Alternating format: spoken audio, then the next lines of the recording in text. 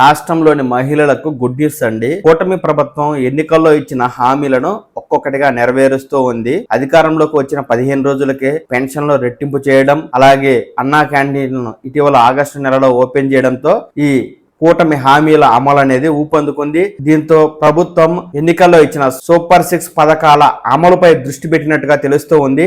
ముఖ్యంగా ఈ సూపర్ 6 పథకాలలో మహిళలను ఆకర్షించే పథకాలను ముందుగా ప్రవేశపెట్టాలని కసరత్తు అయితే ప్రారంభించినట్టుగా తెలుస్తూ ఉంది. ఇందులో భాగంగా దీపం పథకం కింద ఏడాదికి 3 గ్యాస్ సిలిండర్లను ఉచితంగా ఇచ్చే పథకానికి సంబంధించి అధికారులను రాష్ట్ర ప్రభుత్వం అయితే ఇప్పటికే ఆదేశించిందండి. అధికారులు కూడా ఈ పథకానికి సంబంధించి గైడ్లైన్స్ ను రూపొందించే పనిలో ఉన్నట్టుగా తెలుస్తూ ఉంది.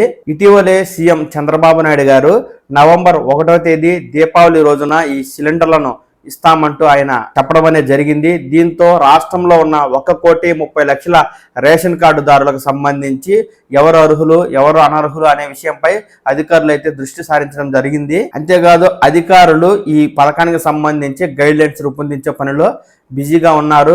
ఈ పథకానికి సంబంధించి ఒక ఇంట్లో ఒక గ్యాస్ కనెక్షన్ కంటే మించి ఉన్నవారు ఈ పథకం వర్తించదని, అలాగే కరెంటు బిల్లు ఎక్కువ వచ్చిన వారికి వర్తించదని, అలాగే ఆధార్ నెంబర్ కి లింక్ అయిన మొబైల్ నెంబర్ ఆధారంగా ఓటీపీ ఆధారంగా అర్హులను గుర్తిస్తారంటూ ఇక్కడ సోషల్ మీడియాలో అయితే భారీగా ప్రచారం జరుగుతూ ఉన్న నేపథ్యంలో అధికారులు ఈ పథకానికి సంబంధించి ఎలాంటి డాక్యుమెంట్లు కావాలి, దరఖాస్తు విధానం ఏంటి, ఎవరు అర్హులు ఎవరు అనర్హులు అనే విషయంపై స్పష్టత అయితే ఇవ్వలేదండి. ఈ పథకానికి సంబంధించి అక్టోబర్ నెలలోనే గైడ్ లైన్స్ ను విడుదల చేసి ఈ మేరకు అర్హులైనటువంటి వారి నుంచి దరఖాస్తులు అయితే ప్రభుత్వం తీసుకోబోతూ ఉంది.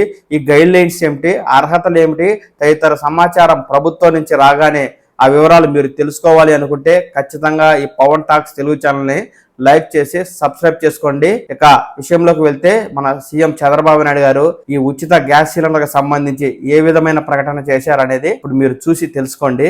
ఈ రోజు కేబినెట్ వరకు మీరు చూస్తే చాలా సమస్యలకి శ్రీకారం చుట్టాం పరిష్కారానికి.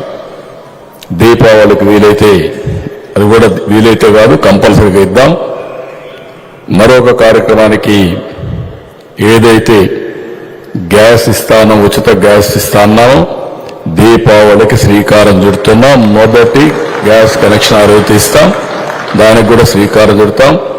మిగిలిన మనం చెప్పినట్టు సంక్షేమ కార్యక్రమాలన్నీ కూడా 1 by 1 చేసుకుంటూ ఇంకో పక్క అభివృద్ధి కార్యక్రమాలను కూడా స్ట్రీమ్ లైన్ చేసి ఘాట్లో పెట్టే పరిస్థితి వస్తుంది. ఇవన్నీ చేస్తాం.